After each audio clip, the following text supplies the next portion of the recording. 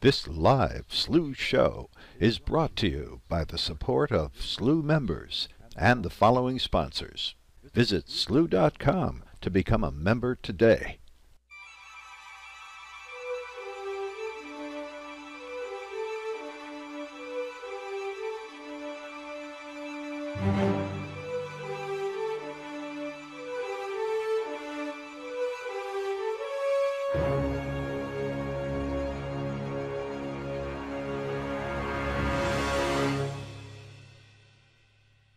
This live SLU show is brought to you. Hola, hola gente, bienvenidos nuevamente a esta transmisión de el eclipse total lunar superluna. Bueno, pues tenemos una superluna en apogeo con el eclipse lunar total, todo en un solo paquete esta noche.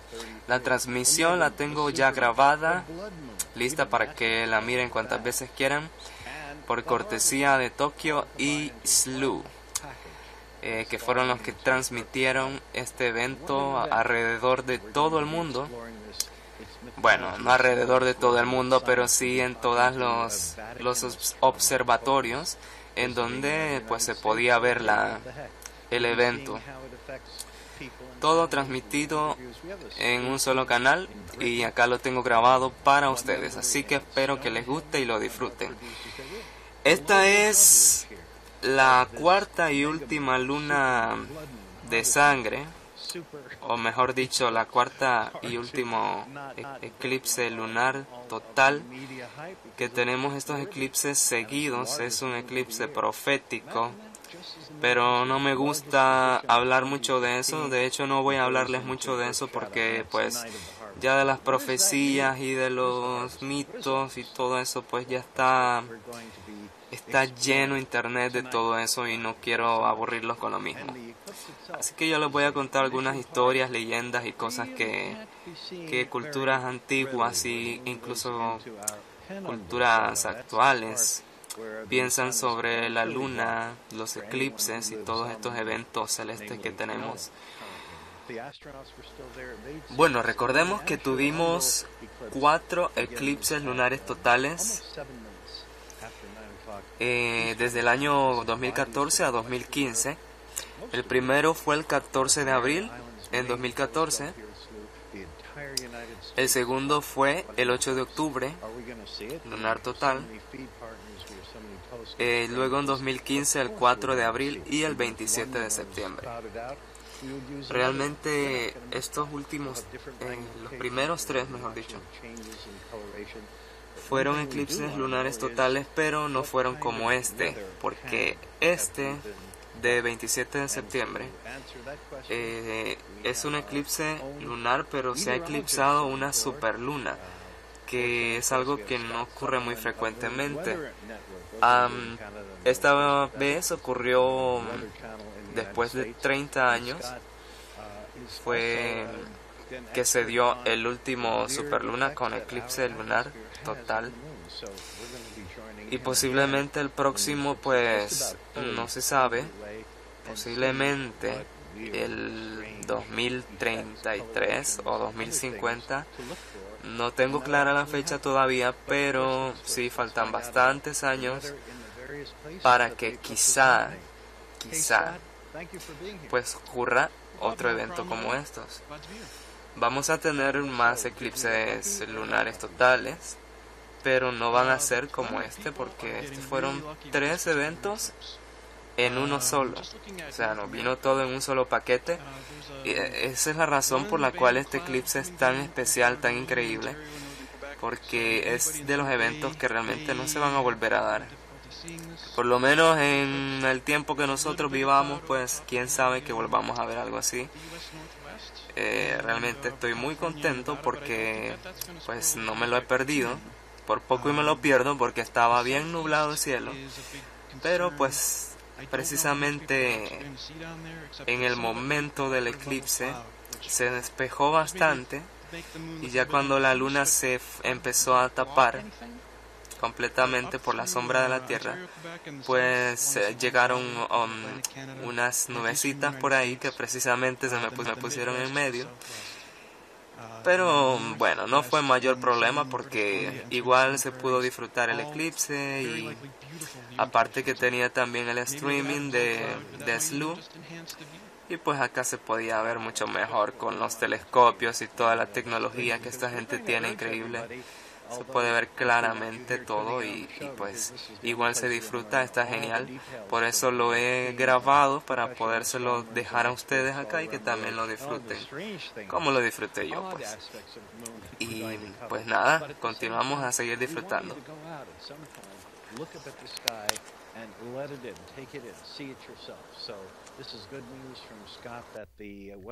Disculpen si el video les parece largo, pero la verdad fueron 5 horas de streaming y bueno, resumirlo en 1 hora y 40 minutos fue bastante complicado, fue bastante difícil.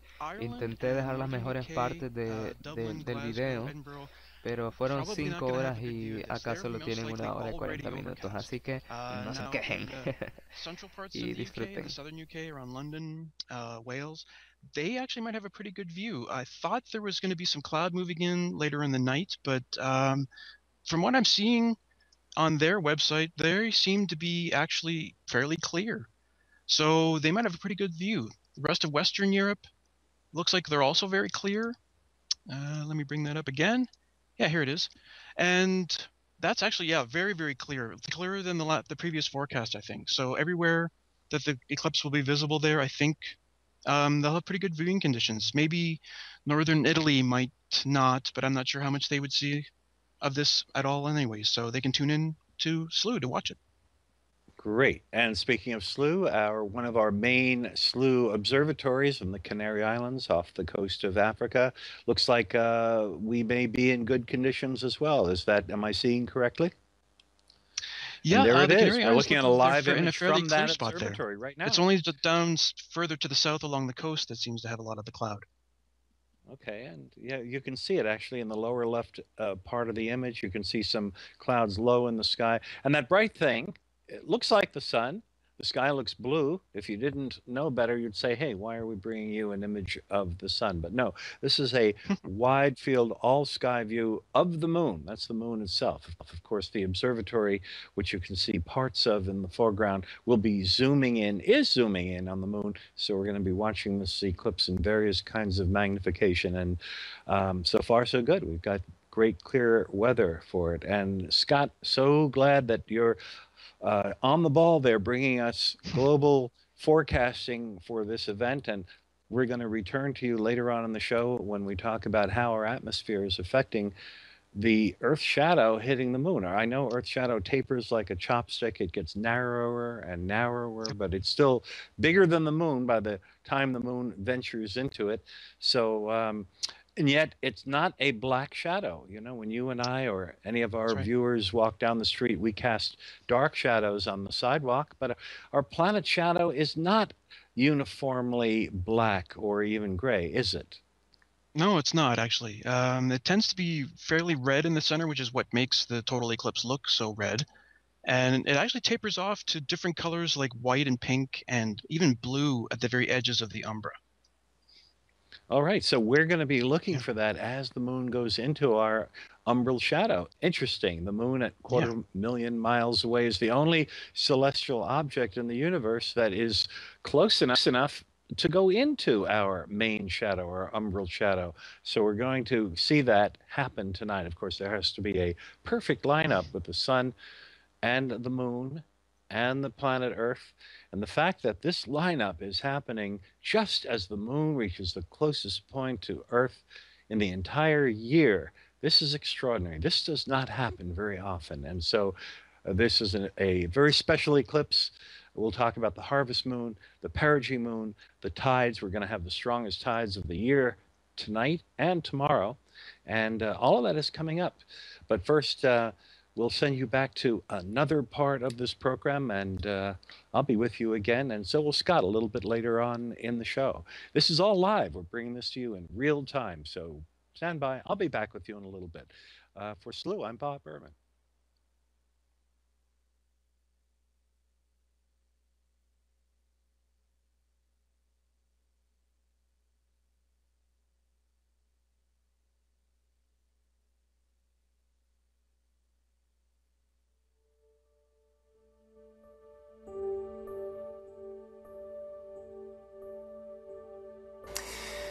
Aprovecho nada más para contarles unos pequeños mitos que se tiene sobre los eclipses lunares. Por ejemplo, voy a comenzar con el de Corea. Hay una creencia en Corea que ellos piensan que lo que provoca los eclipses es un perro de fuego que viene desde otra galaxia. Parece que viene desde una galaxia que no tiene ni luna ni sol, según cuenta el mito coreano. Y pues ellos piensan que los mandatarios de aquella galaxia mandan a un perro de fuego a robarse la luna y el sol también de la Tierra. Pues viene el perro de fuego y trata de llevarse la luna en el hocico. La muerde, pero resulta que la luna está tan fría que él no la puede retener y no se la puede llevar. Resulta que cuando la muerde, pues la parte que el perro muerde se oscurece porque se la está tragando. Al igual que los eclipses solares, la parte del sol que se oscurece, pues es la parte que el perro está mordiendo. Es el mito que piensan los coreanos. Resulta que el perro siempre vuelve a su lugar sin la luna y sin el sol, porque pues no se los puede llevar. La luna demasiado fría y el sol demasiado ardiente. En China, las comunidades suelen sonar campanas durante el eclipse con la creencia de dejar a los perros u otros animales salvajes que muerden con la influencia de la luna. Qué casualidad, ¿no? Chinos y coreanos ahuyentando perros para que no los muerdan, sonando campanas durante los eclipses lunares. Los antiguos romanos también hacían fuertes ruidos, pero ellos lo hacían para asustar al demonio que causaba los eclipses lunares. Eso es lo que pensaban los romanos, imagínate.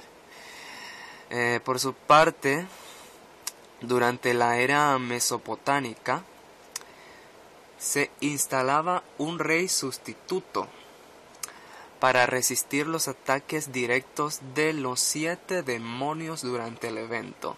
O sea, durante los eclipses lunares sustituían al rey para que los 7 demonios que provocaban este evento no lo dañaran. El rey se vestía de un civil normal y regresaba a su puesto cuando terminaba el eclipse. La tribu nativa norteamericana Ojibwa tiene la creencia de que la luz brillante de la luna se está extinguiendo, por lo que disparan flechas con fuego para revivir su luminosidad. Ellos intentan ayudarla a que regrese ese brillo plateado que generalmente vemos en la luna. La tribu luiseño creía que un eclipse es señal de que la luna está enferma, por lo que los miembros de la tribu debían cantar y rezar para restaurar su salud. Interesante, realmente me parece que las creencias y los mitos que tienen todas estas tribus que tuvieron en la antigüedad, inclusive ahora se sigue creyendo, es muy muy bonito tener estas creencias, pensar que de repente la luna tiene mucha influencia en cuanto a la historia y todo, bueno, la historia y el futuro también que podría tener la Tierra. Es muy muy bonito creer en todo esto.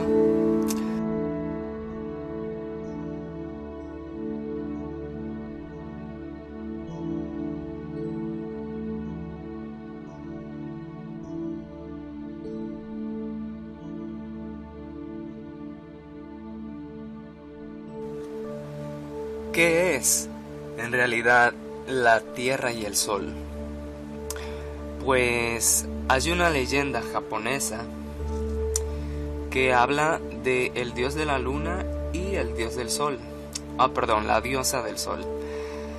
Bueno, resulta que Tsukiyomi era el dios de la luna y la diosa del sol, Amaterasu. Ellos eran hermanos, se llevaban muy bien según la leyenda japonesa. Pues el dios Tsukiyomi nace de la religión Shinto, que significa la manera de los dioses. Tsukiyomi nació del ojo derecho del ser primordial Izanagi, que si recordamos, pues Izanagi es la pareja de Izanami, que fueron, según las creencias japonesas, fueron los creadores del mundo, ¿no? Según lo que cuentan las leyendas japonesas. Estos fueron deidades muy importantes en la historia japonesa. Fueron una pareja, pero bueno, si quieren conocer la historia completa, pues me avisan y yo se las cuento. Pero como no estamos en clase de historia, continuamos. Pues resulta que Tsukiyomi inicialmente vivió en el paraíso con su hermana, la diosa Amaterasu. Una vez Amaterasu envió a su hermano como representante ante la diosa de los alimentos. Esta se llamaba Ukemochi. Pues ellos iban a celebrar algo relacionado con los alimentos, ¿no? Pues resulta que esta diosa le ofreció a Tsukiyomi un banquete, una espléndida comida creada de su boca y de su nariz. Pues el Tsukiyomi, como era medio delicado, pues no sé qué pasó, y se disgustó tanto que la mató. Y cuando Amaterasu, o sea su hermana, se enteró del crimen que había cometido, pues se enojó mucho y no quiso ver más a su hermano. Desde entonces, hermano y hermana viven separados, alternándose en el cielo. Por esto el día siempre sigue a la noche. Pues ahí está esta leyenda muy interesante. A mí me gusta conocer estas cosas y relacionarlas siempre entre sí. Por ejemplo, las creencias coreanas y las chinas, pues tienen sus relaciones, ¿no? Se puede relacionar bastante. Y las japonesas, las romanas y las hindú también, las hindúes, bueno, tienen más o menos correlación entre sí, igual que las egipcias y las nórdicas. Pero bueno, son creencias de cada cultura, muy interesantes cada una. ¿Y de dónde surgen los eclipses solares? Pues el eclipse solar, según esta leyenda, ¿verdad?, es el único momento en donde estos dos hermanos se reúnen para, pues qué sé yo, ¿no? Los hermanos siempre son hermanos y es el único momento entre ellos donde se pueden juntar y tener ahí su momento especial. Solamente unos momentos cada cierto tiempo. Eso me recuerda a la historia del Tanabata, de aquella pareja que solo podía verse durante las noches del Tanabata. Yo me he preguntado de repente por qué la gente le tiene tanto temor a la luna. Pues aparte de las profecías apocalípticas que le han fundado a la luna, especialmente a la luna roja, el eclipse total, pues la gente tiene esas creencias, ¿no?, de que de repente puede ocurrir algún desastre, algo muy malo que pueda ocurrir acá en la Tierra o en la vida de la humanidad, en la historia, pues viven temerosas de eso, y a medida que ven actividad extraña en la luna, pues comienzan esos comentarios, esas creencias, la gente empieza a hablar por aquí, por allá. Pues resulta que está bien que de repente uno que otra persona pueda sentir temor, ¿no? Además que se ha de sentir bonito también tener esas emociones en cuanto a los astros. Pero bueno, aparte de eso, ¿será que la luna nos afecta de veras en algo, o serán puros mitos nada más? Pues la verdad de que nos afecta, pues sí nos afecta en muchísimas cosas. Tal vez no tanto o no tan directamente en el área apocalíptica, pero sí que nos afecta en nuestro diario vivir. Hay personas que, por ejemplo, te voy a contar el efecto de la luna en cuanto a las siembras, por ejemplo. Si tú vas a sembrar una planta, un árbol, o si vas a hacer tu huerta, depende de la fase lunar, pues te va a salir mejor o te va a salir peorcita. También el cabello de las mujeres también se tiene esa creencia, ¿no? Son creencias más que todo de que si te lo cortas en luna llena o si te lo cortas en luna nueva, las mujeres embarazadas que si voltean a ver los eclipses lunares y se tocan ahí la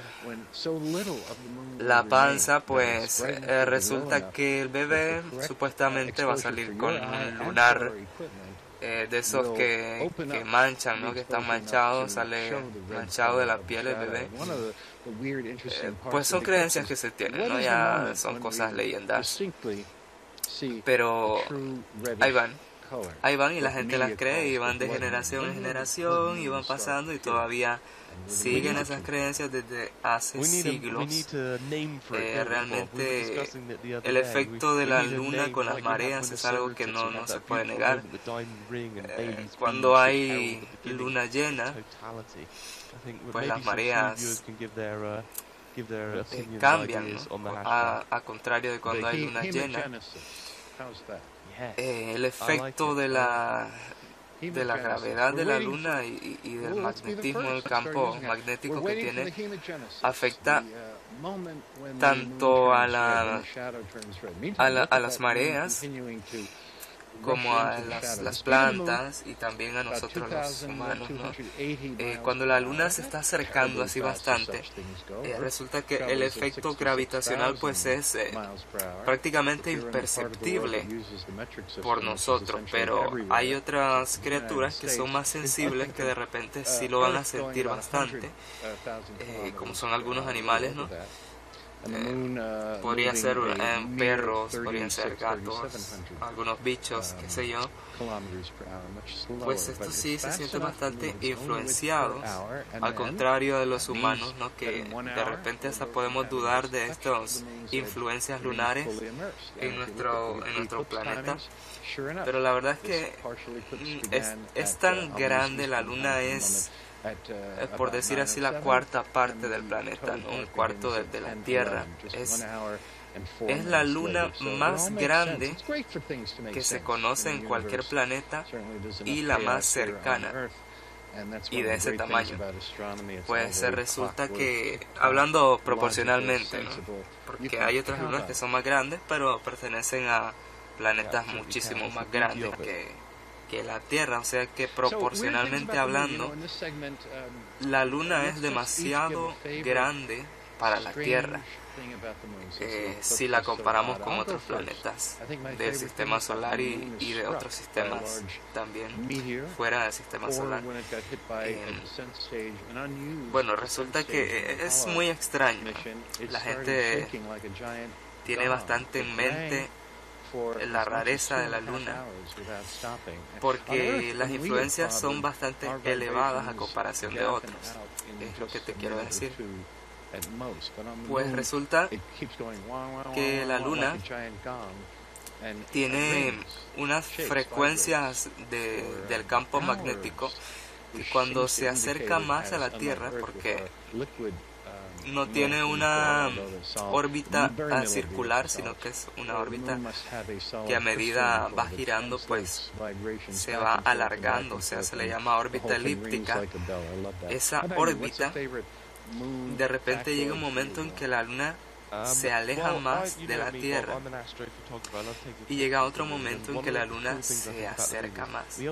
Ahí es donde se le conoce como superluna, cuando la Luna está más cerca de la Tierra, y se le conoce como microluna cuando está más lejos, en la órbita más lejana. Pues resulta que esta noche tuvimos la superluna, ¿no? Significa que la Luna estuvo en el punto más cercano de su órbita a la Tierra. ¿En qué nos afecta esto mentalmente? Pues resulta que las frecuencias del campo magnético de la Luna tienen una influencia en las frecuencias de nuestro pensamiento. En cuanto al el consciente y subconsciente que supuestamente tenemos, ¿no? Porque de inconsciente no tiene mucho.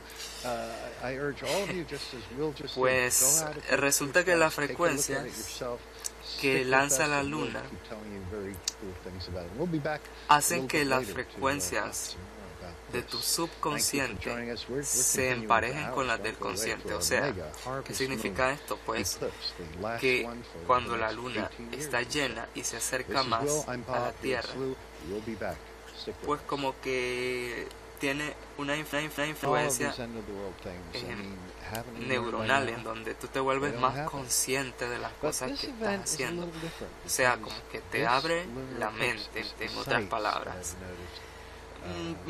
Me imagino yo que esto tiene el mismo efecto en los animales. De ahí que algunos animales se pongan más agresivos con la luna llena. De ahí que los lobos entren en celo con la luna llena. De ahí que de repente también es de ahí que salen aquellas leyendas orientales, ¿no? Donde ellos ahuyentaban a ciertos animales, que de repente en algún momento ellos habrán notado que se pusieron más agresivos, y tal vez no sea tanta la leyenda, tal vez no se aleje tanto de la realidad, y ellos se dieron cuenta de eso, ¿no? Pues de algún lugar tuvo que haber surgido la leyenda, ¿no? De alguna manera. Yo siempre he pensado que la realidad hace la ficción, así que vamos por ese camino. Esperemos que vaya hacia adelante. First of all, it's full moon, and the full moon and the new moon both produce the highest tides because the moon and the sun are then in a straight line. So what does that mean exactly? Well, if you look at the data, it shows that tonight's moon is 14% larger and closer than the En la full moon zona and donde the yo new vivo, moon. no se alcanza a ver de repente la luna tan roja como en otras zonas. Te quiero explicar sobre lo que significa los colores que vemos durante un eclipse lunar total. Pues como seguramente ya sabrás, estos eclipses se dan porque la Tierra se interpone entre la Luna y el Sol.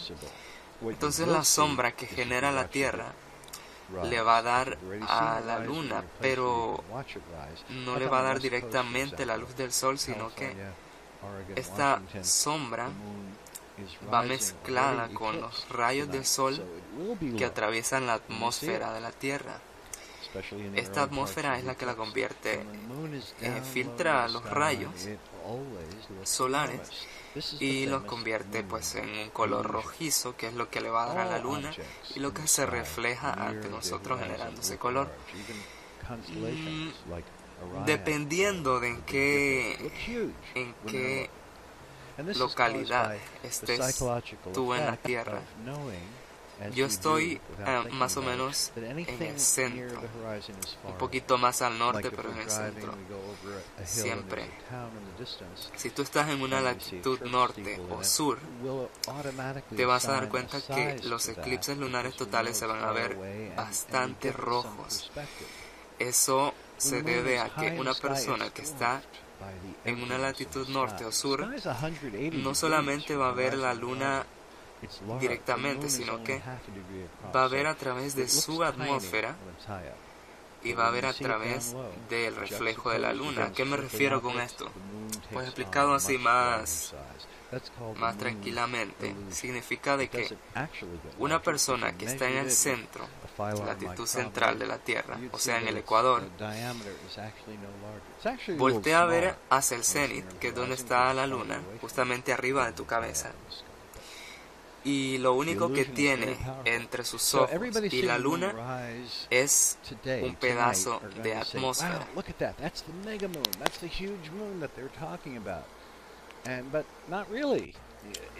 Bueno, ¿qué quiero decir con esto? Según los astrónomos, la atmósfera tiene un espesor de 480 kilómetros. Eso es lo que han estimado. Cuando tú estás cerca del ecuador y volteas a ver hacia un eclipse lunar total, te vas a dar cuenta que lo único que tienes arriba de ti son esos 480 kilómetros de atmósfera. La luna refleja los rayos de sol que le llegan y entran por esos 480 kilómetros. Pero si tú estás en una latitud norte o sur, la luz que la luna te va a reflejar no la va a pasar a través de 480, sino que tú estás viendo la atmósfera desde un ángulo lateral. O sea, la estás viendo prácticamente de lado. Te va a llegar de tal vez el triple o más de lo que llegaría si estuvieras viéndola directamente hacia arriba. Es de ahí que sea tanta diferencia entre las grabaciones que se hacen en observatorios especiales del Polo Norte o del Polo Sur con observatorios que están ya más cerca del Ecuador. No se capta ese color rojizo que captan los que están en el norte o en el sur.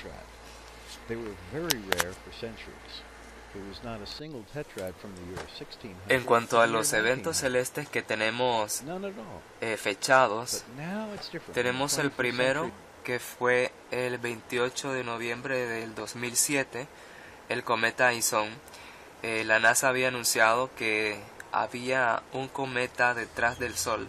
Nosotros no podíamos verlo, pero pues supuestamente ahí estaba y se cumplió la primera señal. El segundo fue el eclipse lunar total del 15 de abril de 2014. El tercero, otra luna sangrienta el 8 de octubre del 2014. Luego le siguió el eclipse solar total del 20 de marzo del 2015. La quinta señal fue la luna de sangre del 4 de abril de 2015. La sexta fue un eclipse solar parcial del 13 de septiembre del 2015. La séptima, que fue la del 27 de septiembre, la eclipse lunar total.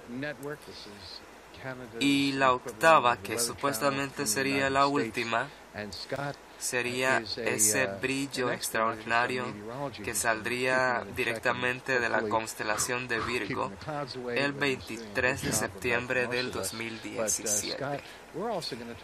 No sé qué va a pasar, no sé, pero sería genial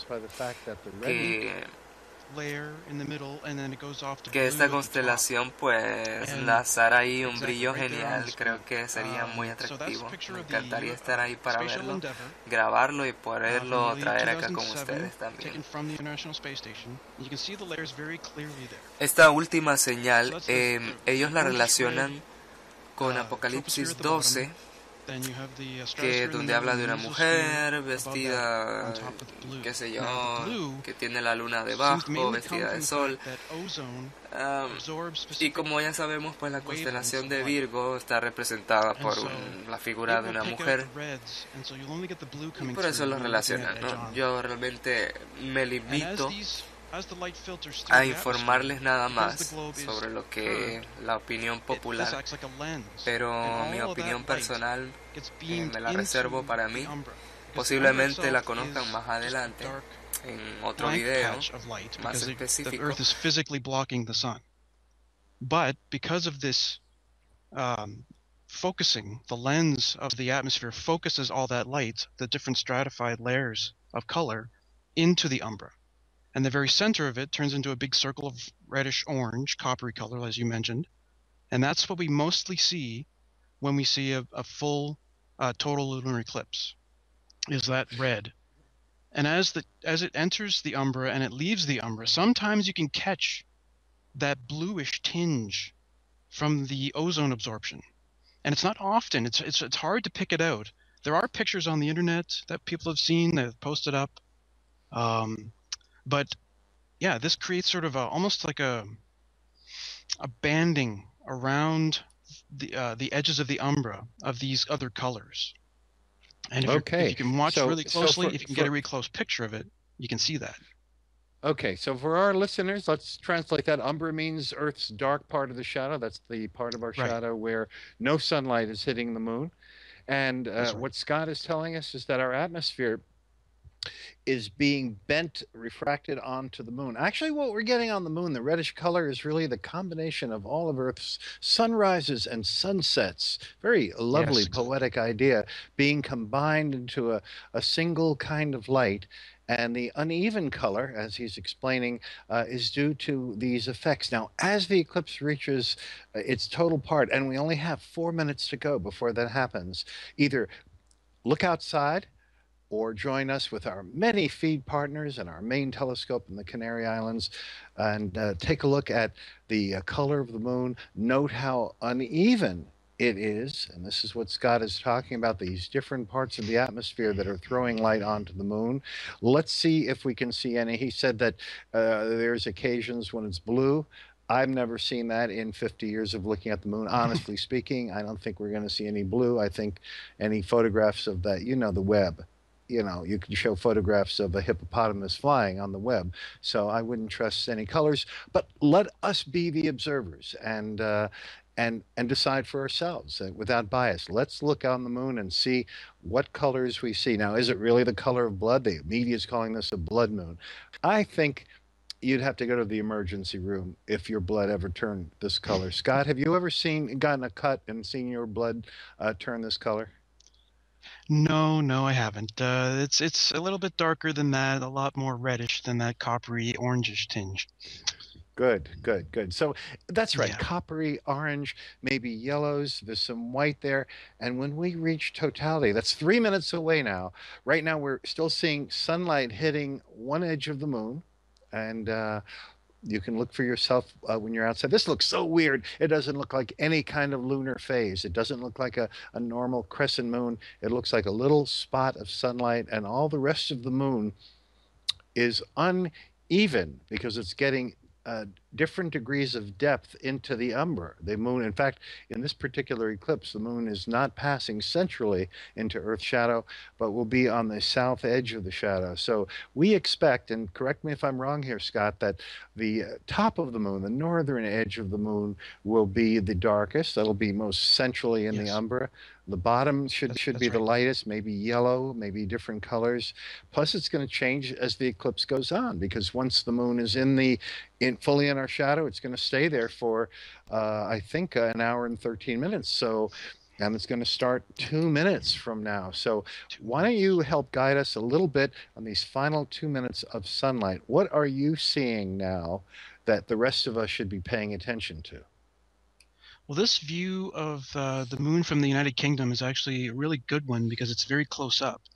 And it's, again, really hard to see these things because, I mean, we're just looking at the contrast between the very, very bright little edge of the moon on the bottom there and the rest of it, which is getting darker. But if you really focus on the part that's right on the edge of that brightness, you can almost catch a bluish tinge. It's very hard to detect. I mean, it may even be something I'm just seeing because I've looked at other pictures and seen it, No, no, but I see that too. I see that too. it's Absolutely, very, that very looks faint, bluish. but it's there I, I, I almost. I think it's You very can tell. distinct, but would it look blue? That would really be the question.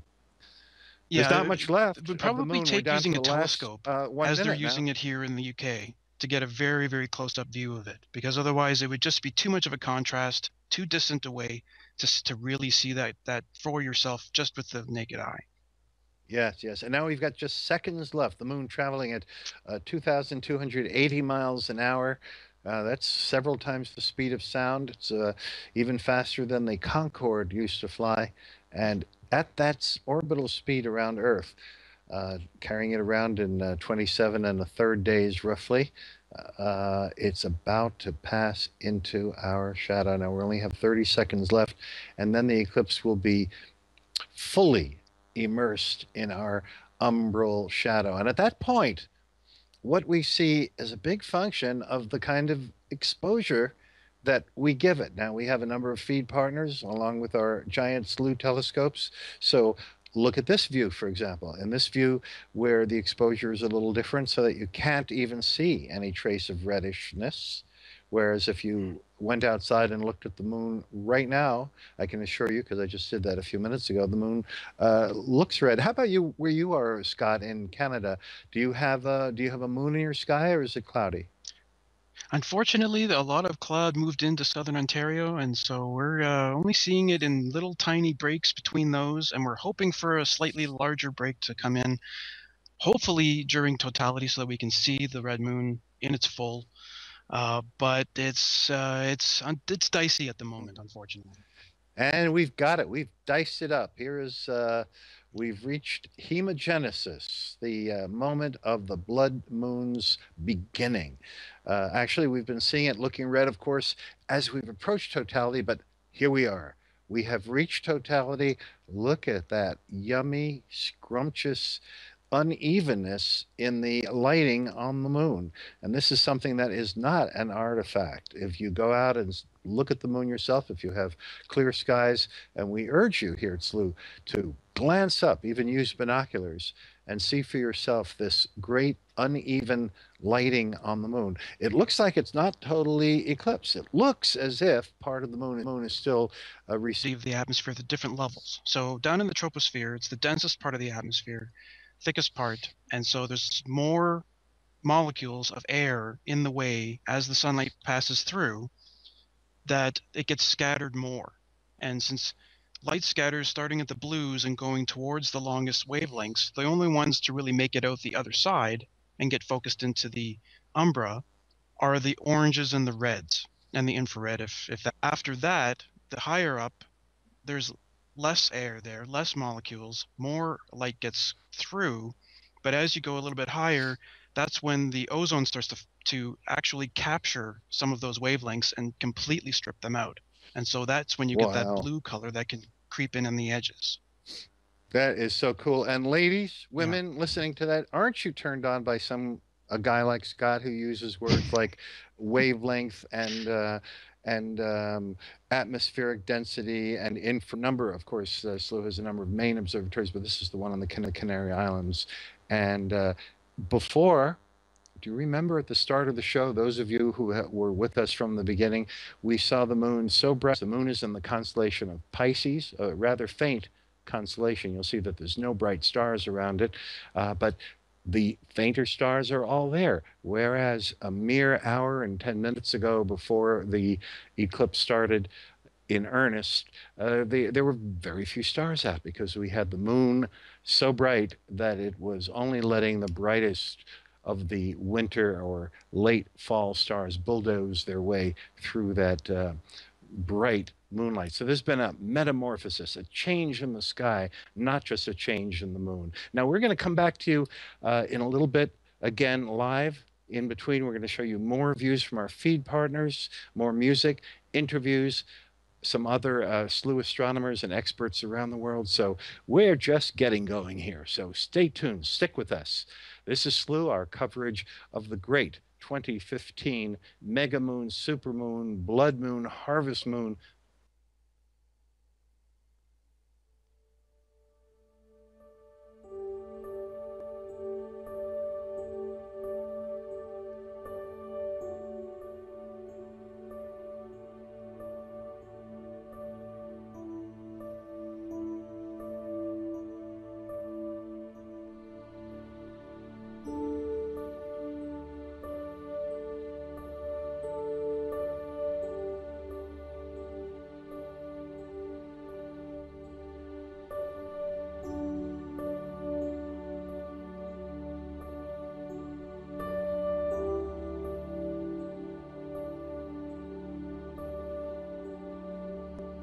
This is all live, all happening in real time, and being brought to you by the SLU people, the production team headed by Tricia in the middle of Connecticut, our SLU chief engineer, Paul Cox, in the British Isles, Will Gator, our SLU astronomer. We've got feed partners on 3 different continents, bringing you feeds from Africa and Europe, the Canary Islands, our main telescope in the Canary Islands, Canada, the United States. It's coming to you from all over. And thank you to the entire team and all of you and all of our partners bringing you this event. And especially all of you viewers and listeners and SLU members who are watching this. Use that tag, SLU Eclipse, S-L-O-O-H, SLU Eclipse. If you want to talk to us, make a comment, ask a question, we're here. And this is a 5-hour event, and this is the middle of it. Right now we have reached mid-totality. And that means as we look at the moon, we're going to see the most even, darkest lighting of the entire eclipse. We're going to switch from feed partner to feed partner and show you an interesting facet of it.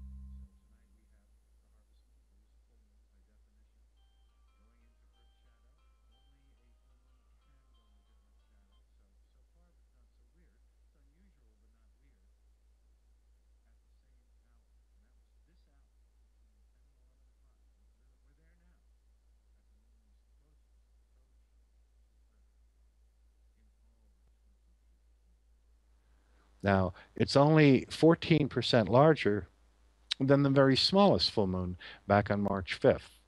It's not a big change. And if you've been one of the lucky ones with clear skies that have looked at the moon in the sky, can you really say that it's a larger looking moon? I'll bet you can't.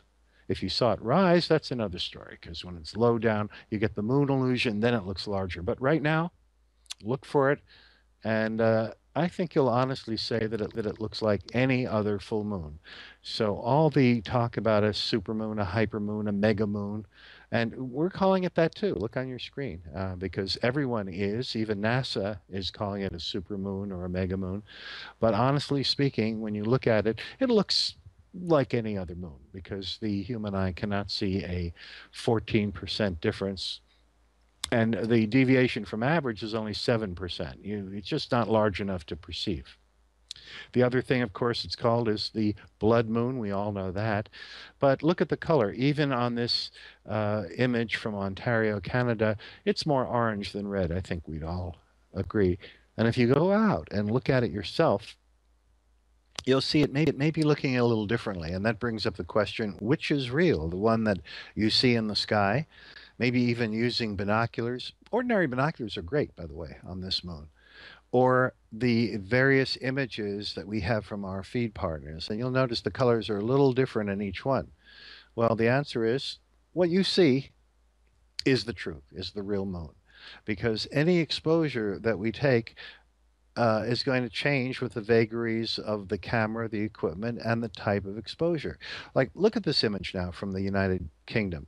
Here, we wanted to get an optimum exposure. And we are grateful for the Basingstoke Astronomical Society bringing us these live images, all in real time. And notice it's maximally exposed to capture that redness on the limb of the moon, but that means the center of the moon is underexposed. Compare this to what you would see if you went outside right now, is you'd see the entire moon glowing with an orange color, with one edge looking brighter than the rest. That edge is the part of the moon that's farthest from the center of Earth's umbral shadow. Earth is just about 8,000 miles in diameter, and our shadow tapers smaller and smaller. And when it reaches the moon, a quarter of a million miles away, it has tapered to a size that's still quite a bit larger than the moon, but smaller than the original Earth. So because of that, it's about twice the diameter of the moon. So once the moon is in the shadow, it'll stay there for about a full hour, and that's what we're seeing. We're in totality. It's lasting for an hour and 13 minutes. We're in the mid part of that now, which means we're seeing the most even lighting on the moon, the least weird, the least deviation in color. Check it out yourself. As I say, if it's clear, look for the difference between the brightest and the dimmest part of the moon, and tell us what you think about the color. How would you assess it? To our eyes here, I was just outside taking a look myself. I would say it looks orangey, coppery orange colored, not day glow like this image from Ontario, Canada. Again, there's no wrong or right. It just has to do with the kind of exposure. It's certainly uneven lighting. We expected that. And nowhere did it get to blood color, that is a deep red, traffic light red, or stop sign red, or fire engine red. I think at all times we would agree it's more like something in between coppery red, like a penny, and an orangey color. It's very cool to see the difference from eclipse to eclipse. In 1992, we had a total lunar eclipse that happened after a major volcanic eruption on Mount Pinatubo in the Philippines, and that threw so much dust in the air that very little light got refracted or bent into Earth's shadow. And because of that, the moon's was very, very dark. It almost vanished during that eclipse. So we can have lunar eclipses that are almost black. We can have lunar eclipses, rare ones, that are barely eclipsed at all, that'll look just ever so slightly pink, very, very light colored. And it's really an environmental report card about ourselves. So it's really a unifying event. Not only is Earth watching this, not only are we all seeing the same thing, and even more than this being the harvest moon and the closest moon of the year, boy, we're all connected watching this. But on top of that, we're observing the effects of our own atmosphere on the moon because it's light bent around the edge of Earth that's hitting the moon. And if we were very polluted, very little light would get there. If it's very cloudy along the Earth's limb or edge, very little light would reach the moon. What we're seeing here is a normal looking total lunar eclipse. So it's kind of reassuring. Everything's okay in the universe. It is as it should be. Earth's air is not unusually polluted. We're seeing things just perfectly. This also concludes what's called a tetrad. And many people are making a lot out of that, and it's kind of unusual in a way. You see, once you have an eclipse can only happen when the exact three-dimensional plane of the sun and the earth and the moon are in a straight line. That can next happen 6 months later. But 6 months... The Andromeda Galaxy with the naked eye. I meant to do that, but I was being preoccupied with getting some pictures. But oh yeah, it was just magical, and also some of the things that I don't know whether you got to see it or whether you saw it, but I was looking out for that classic turquoise edge, that the sort of blue edge that you sometimes get from stratospheric ozone. It absorbs red light, and you get this lovely sort of turquoisey edge. Didn't think I saw as strong as one as we have seen in previous years. I don't know what you thought. No, no, I didn't see that with the eye. No, I certainly didn't see that. Also, one has to be wary of that because remember, the complementary color to red is blue or blue-green. So when you're looking from the red part of the moon to the other, you have to be careful. Some old astronomy books list the companion of Antares as a green star. Now we know there are no green stars. So why did these venerable astronomers see it as green? We know the answer. They looked at the main A member of the pair, saw it as distinctly ruddy, and then when they turned their gaze to the white companion, they projected green onto it. So we always have to be careful with that. But I quite agree with your perception of this. Very, very nice eclipse. When we see a total solar eclipse, of course, totality, those precious few minutes, brings phenomena such as the corona going across the sky and other things. You look for other things other than that blacked out sun. You look for things around the sun and in the sky adjacent to it, like the corona. Well, usually in lunar totality, you don't think about that. You think about, well, Right. you're going to look on the moon, you're going to look for the redness, you're going to look for the uneven lighting. But quite right. What you can do if you're not in a bright city is you can look for the surrounding stars and watch the magical transformation of the full moon night to a night where suddenly the beautiful, serene Milky Way and all the faint stars briefly have returned. And Yeah, lovely. Yeah, actually, I hadn't really thought about it in that sort of way, but you're absolutely right, aren't you? I often think in total solar eclipses, there's that sort of the last 10 minutes before totality, you get that ethereal silver glow, don't you? Well, we sometimes you hear people talking about lunar eclipses being not quite as spectacular, but actually, it's quite something to see the full moon. When I started out this evening, all around me was bathed in the beautiful silver blue moonlight, and then of course it's not there, and I'm looking around now, and actually, it's not. It's dark here right now, apart from the lights I've got lighting me up. So, I think there is this drama if you know where to look, or you're willing to sort of go and seek it out. Well, that tells me, I've never been to your house, and since you're expecting a baby anytime, nor will I get invited probably because you'll have less of a guest room than you had before. But Yeah. this tells me you're not in. Well, I knew you were not in London, but you're not in an area that totally washes out the sky, are you? there? Not quite. I'm actually on the edge of a sort of suburban zone, but I'm quite lucky in that I actually look out over fields, farmland. So, yeah, there's no real major sort of direct sources of lights. All the street lights are hidden behind buildings. So, yeah, quite lucky in that respect. And here we are. The countdown to zero we've hit it. And now the total part of the eclipse is over. And that doesn't mean that it's inferior, because now we go through the real strange changes where the phases in reverse of what we had before, as the moon continues to creep half a degree per hour through the constellation of Pisces, the fish. As it does so, it emerges from the shadow, but it also displays those strange looking shapes and lighting. And just look at this image that we have here. This is from New Hampshire in the United States.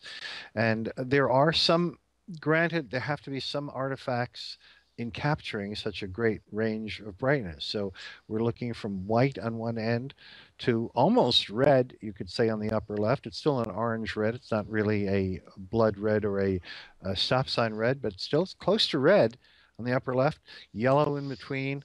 And so I'm interested in all of our SLU members and observers around the world looking at the moon at this moment. What do you see? What is the range of strange lighting and strange shapes that you're actually seeing yourself? And how does it compare with these many SLU partners and views that we're bringing you?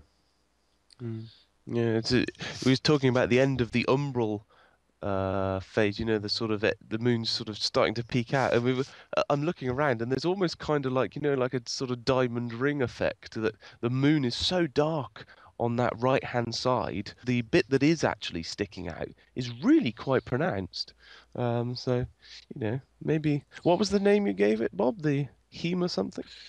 Hemogenesis, that's the start, That's the it. beginning, the birth of the red part. But now this is the end of it, so now we need another Latin phrase for we'll look for when the red part is over. In other words, when our eyes, when our cameras, when our CCDs, in trying to capture the moon correctly, when there's so much moon that has returned, all bathed in sunlight, that the cameras have to be stopped down, and we underexpose the red, and it becomes black again. And maybe the name for that would be the onset of darkness, you know, rather than putting it in the negative at the end of the redness, maybe the beginning of darkness, although that does sound, you won't see those stars. You'll see a blue sky.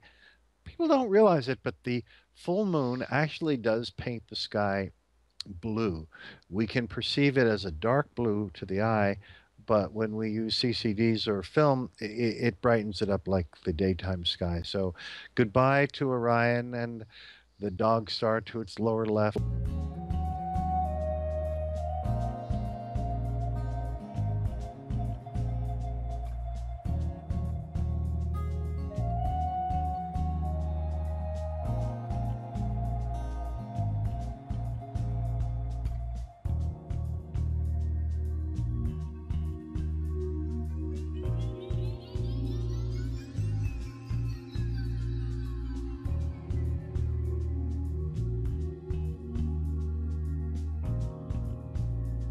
Any of the material dimensions of the world.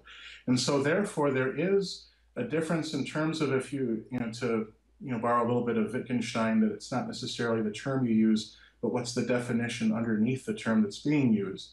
When we understand the idea of an infinite God, it's not that there is a divine clock that goes on in heaven that can measure in a never-ending heaven. It's the idea that when you are in that realm of God, there is no time. Time does not exist. Well, that's very nice. That is actually compatible with the way science has been going. More and more scientists are increasingly leaning toward time just being something that we humans create to make sense of things, unlike Newton, who thought it was an actual dimension.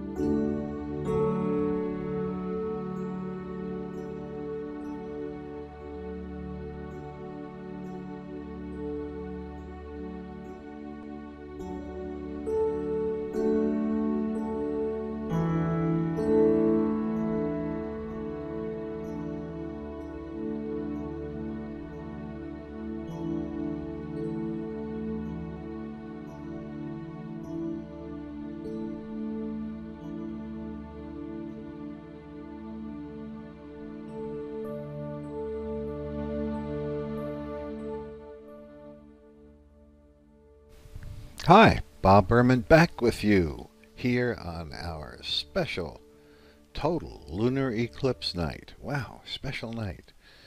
Lunar perigee, the closest moon, the harvest moon. But what is all this moon stuff? Why is the moon so important?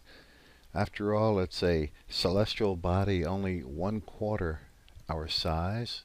It's really geologically dead. It has no life. It has no air. Other than the fact that it's nearby, only 250,000 miles away. Certainly we can think of many celestial objects that are more interesting. So why does it have all of this historical and scientific and cultural importance? Well, there's a lot of things. Everything since discovery of that it came about by an object colliding with Earth about 4 billion years ago. That bam! The combination of this Mars-sized object and our own planet produced the moon. We've had it, and it's slowly been spiraling away ever since then, at the rate of about 1.5 inches a year, slowly leaving us. So it's getting smaller and smaller in our sky. Still, what's the big deal? Well, scientifically, first off, we've recently found that it's not just a matter of the moon producing tides, which it does, in which some forms of animal life, especially in the intertidal marshes, the animals like crabs and others that depend on the seas rising and falling, and their predators like gulls. Beyond that, it turns out that all life on Earth would have probably been impossible without the moon. That's because the moon stabilizes Earth's axial tilt. Right now we're tilted about 23.5 degrees. And it's been calculated that without the moon, we would slowly undergo wild changes in where our tilt points, so that we would sometimes be pointed directly toward the sun, which would make everything too hot for many thousands of years at a time. It would be broiling. Life could not exist. But with the moon, that tilt stays at very nearly 23.5 degrees. It only gets more than that or less than that by about 2 degrees. So it stabilizes our conditions and probably allows life to exist in the first place. So the moon's absolutely vital. And maybe all the different cultures and civilizations through the ages not only sense that, but, well, one thing for sure is they knew about the tides. When the moon is full, as it is tonight, or new, it lines up with the sun. Even though the lunar tides by themselves are more than twice as powerful as the sun's, the two can either subtract from each other or add to each other. Tonight, when it's full, they add to each other, producing spring tides, which has nothing to do with the season of spring. It just means that the waters come up higher. The highs are higher, the lows are lower. It's as if it's all springing out at us, or maybe springing like a water spring on the earth. More water is what is the result of that. So the moon is totally important in terms of that, and regulates this kind of life. And the ancients all knew that. They also had this fascination with the moon because of its brilliance in the night sky. Although, to tell you the truth, it's less bright than most people imagine. Let me test you out on that. If you were to be asked, what is the difference between sunlight and moonlight? How many times brighter is a sunlit scene than the same scenery at night lit up by the full moon? What would you say? Do you think sunlight is 100 times greater than moonlight? 1,000 times? Very few people would guess that it's 450,000 times. About 500,000 times fainter than sunlight. And the reason we don't perceive that is because there are photochemical changes in our eyes. It's not just the changing pupils of our eyes, but the retinas themselves change their sensitivity. So we don't really perceive this huge difference in brightness between the sun and the moon. Nonetheless, the moon lights up the night, and probably our lives depended on it in ancient times when there were no artificial lights, probably even before there were candles or fire. On a night with moonlight, we could see our way around, and without the moonlight, it was dark, and there were predators out there that had much better low light eyesight than we did. So if you went out on a date looking for a favorite boyfriend or girlfriend, that date could end early by some saber-toothed tiger eating you. You know, it wasn't good. So instead, the going out when the moon was bright gave us more of a chance. Maybe even that's the explanation for the fact that our estrous cycle and the menstrual cycle of humans so closely matches the phase cycle of the moon of 29.5 days. It used to be thought that a woman's cycle was 28 days. It's now known to be much closer to 29 or 29.5. So it really does match the moon's phase cycle from full moon to full moon. Although there is only one other animal that does that, and that's the opossum, that has the same period menstrually. So I guess you could argue that, can it be that only humans and opossums are affected by the moon in this way? So I guess you could argue both sides of that. In any case, it seems like a good explanation for why we are so aligned with the moon. There's even more of it than that. You see, the same lunar phase at conception is on average the identical lunar phase at birth. So there is an even number of lunations, of periods from full moon to the next full moon, that elapses between conception and full. Aware of these things. The other thing is that the moon is so round. You know, it's one of the few perfectly round objects that are seen in the natural world. In a diameter of 2,160 miles, the bulge of the moon is just 4 miles. That's 1 part in 500. It's imperceptible. So at the moment of full moon, and that's what happens at the moment of mid-eclipse tonight, it is precisely full moon. The moon is perfectly round to our eyes because nobody can see an out of roundness of only 1 part in 500. And there's not a lot of things in nature that are perfectly round. And roundness was always prized. The ancient Greeks, among others, thought that of all the geometric shapes, triangles and squares and all the rest, the circle was divine because every part of its circumference is beginningless and has no end. There's no changing sudden angles, and it's always, in all parts of it, equidistant from the center. So because of that, it was regarded as special, and we still have a legacy of that kind of belief in ceremonies like the exchange of rings, wedding rings. And again, this follows the moon. So there's a lot to the moon, and it's our only natural satellite. Mars has 2, but they're all tiny little pieces of junk, just 10 miles or so across, and irregularly shaped. Venus has no moons. Mercury has no moons. So in this part of the solar system, the terrestrial planets, the only planets that have surfaces, we're the only one that has a significant moon, a round moon. It's important. Now, another aspect of it is that we still yearn for exploration, and we might want to go back to the moon. And some of the observers always wonder, well, what can you see through our SLU telescopes or through backyard telescopes? What's the greatest detail? And the answer is that the best we can do is about a couple of city blocks on the moon. So if you're wondering whether those Apollo landing craft that are still there, the landing stages of from the Apollo missions can be viewable, the answer is forget it. No way. So despite that, It's fascinating, and it's one of the reasons that SLU members love going back to the moon over and over again. It may be gray and colorless and simply the nearest celestial object to us, but you know what? It does not lose its thrill. It's the most detailed object we can ever see through our telescopes, and it's always fascinating.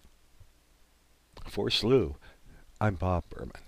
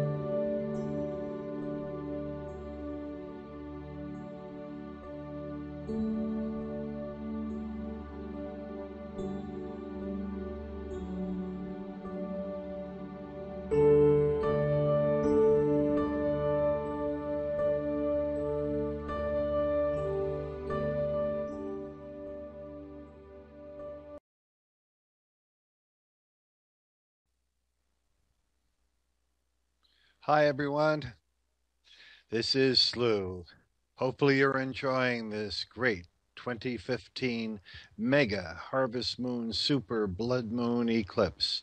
The final one occurring under circumstances similar to this until the year 2033. So you've got to wait 18 more years before we get this again. Oh, it's been great. We've had so much fun. We've had our slew partners. Almost everybody was in clear weather on 3 continents in more countries than I can count: South Africa and Great Britain and Canada and the United States. And, our thanks to so many of the partners. Of course, slew with our own giant telescopes have been bringing you instrumentation directly from the Canary Islands, but we've also had beautiful views, different magnifications. The Basingstoke Astronomical Society, Matt Marula in New Hampshire, and of course some of our slew people, the often slew host Will Gator, Paul Cox, our chief engineer, Trish and her team of engineers in Connecticut. This is an international effort bringing you this total lunar eclipse. It's everything we hoped it would be. Just absolutely great. We've also brought you other ancillary information, a interview with a Vatican astronomer. Just a lot of fun.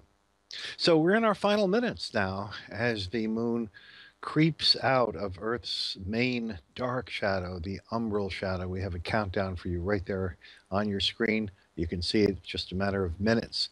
And the moon will still have an uneven lighting because even though it'll be out of the main shadow, part of the moon will remain for another hour or so in the penumbral shadow, much harder to see, and one part of the moon will be in almost 100% sunlight, the other part in almost like 98%, 96% sunlight. So you'll see a difference in the lighting there. And we want to thank all the people who are sending in great tweets and messages. Here's Carlos Figueroa, who's saying, Slew, you made my night. I am so going to become a member now. Can't wait to see what you have in store for the future. And we have a lot in store, of course. Every time there's a comet or an asteroid that comes close, or an eclipse or a meteor shower, special low light equipment.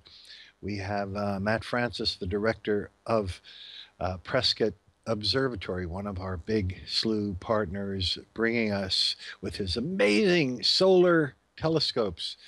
We get live views of the sun like you wouldn't believe. Fantastic through H-alpha filters and direct viewing filtered with visible light and all sorts of different images showing you whenever there's super storms on the sun, even the types of explosive coronal mass ejections, CMEs, that affect earthly life. Sometimes we even have planes that have to change their polar routes. Thank you to Waylon Kemley, who says, gorgeous harvest moon eclipse. Thank you.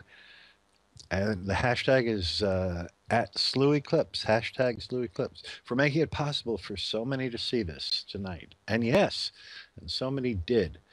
If you had cloudy weather, you joined us, and we brought it to you in many different ways and magnifications.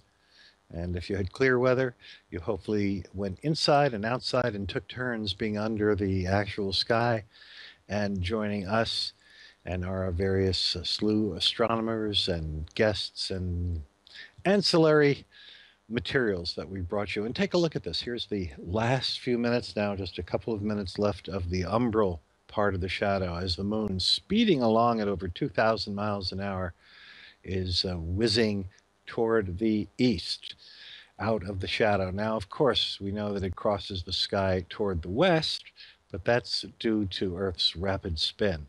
That's what makes the moon and the sun look like it's just zooming across the sky. If you could somehow freeze Earth's rotation so that the stars and the moon and the planets and the sun would not race across the sky from east to west every day, then you would see the moon's true orbital motion as it slowly moves its own diameter per hour eastward among the stars. Tonight, they were among the stars of the constellation of Pisces, a little hallucinogenically dim constellation that only looks like a bunch of fish after you've had a few shots of tequila. It's not one of the 15 or so constellations that really look like what it's supposed to. Of the 88 constellations, let's say Scorpius looks like a scorpion. Orion really looks like a hunter. Well, not necessarily a hunter. It looks like a person. It could be a vegetarian or a serial killer or any humanoid type figure. But hunter is what it was. Actually, the Sumerians and Babylonians originally saw Orion looking like a sheep, which is why its famous shoulder star, Betelgeuse, the name of it means the armpit of the sheep. Now, if that's not the least attractive name in the entire universe, naming someone for the sheep's armpit, I don't know what is. But you see, not all celestial items are lovely or mellifluous. We're looking at the moon here. This is our view from the United Kingdom, and staring at the south end of the moon near the crater Tycho. That's that big walled crater on the left.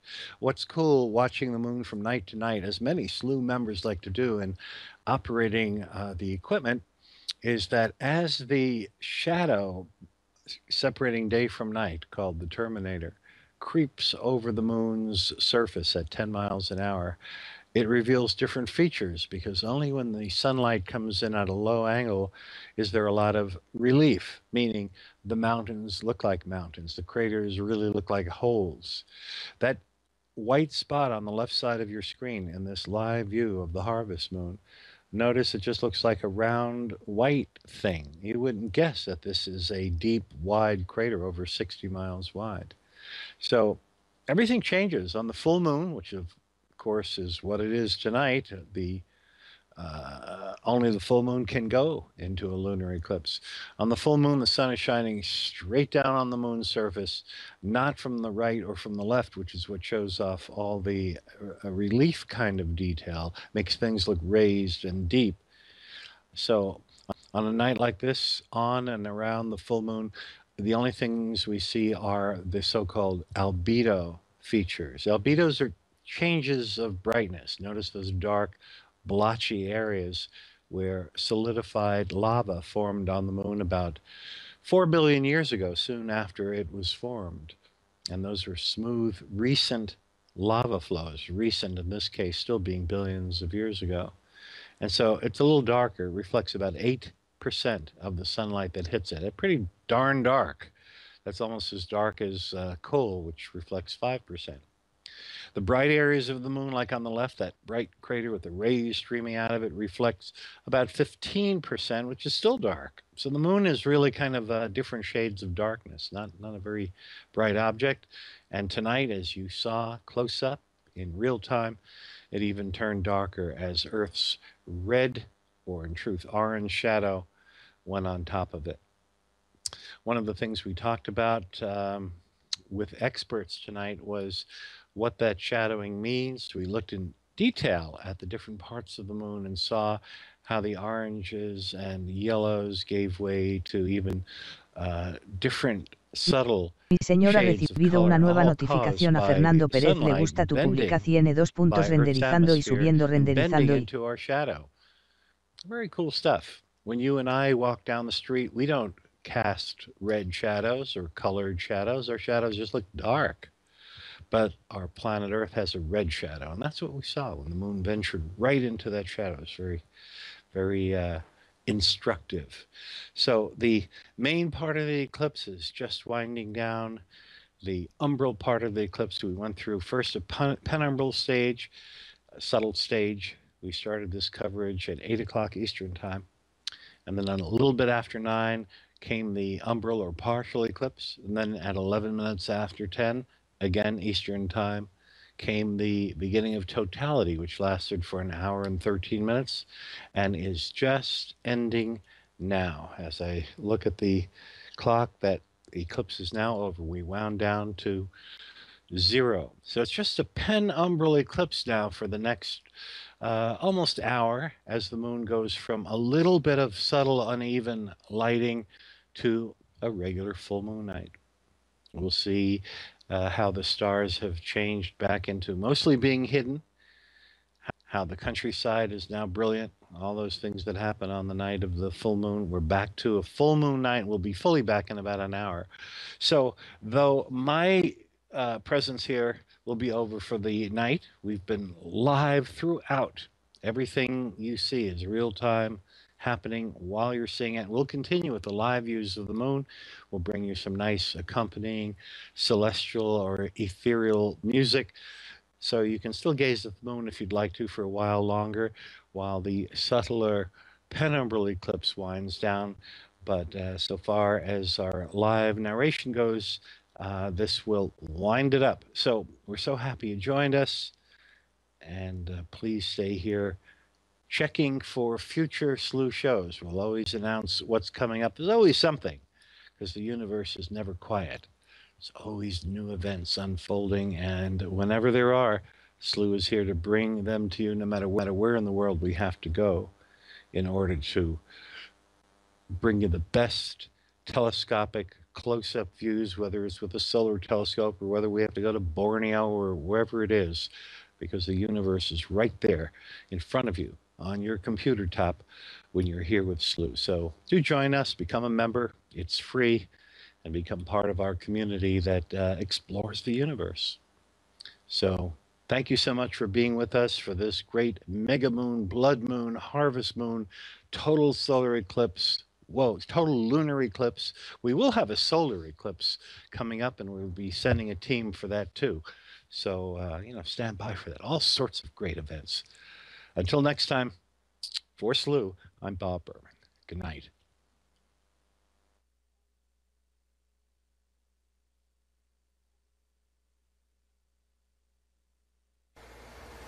Bueno amigos, no queda más que agradecerles por haber visto este video hasta el final. Espero que lo hayan disfrutado y les haya sido de su agrado. Y nada más invitarlos a que se suscriban al canal. Recuerden que es gratis. Van a estar siempre recibiendo las noticias de todo el contenido que vayan subiendo. Claro, si se suscriben. Y pues nada, con eso ayudarían bastante. Me gustaría conocer sus opiniones. Si pueden compartir el video ayudaría bastante. Y pues nada, muchas gracias y hasta el próximo evento. Bueno, el próximo eclipse lo tenemos el 8 de marzo del 2016. Va a ser un eclipse solar total.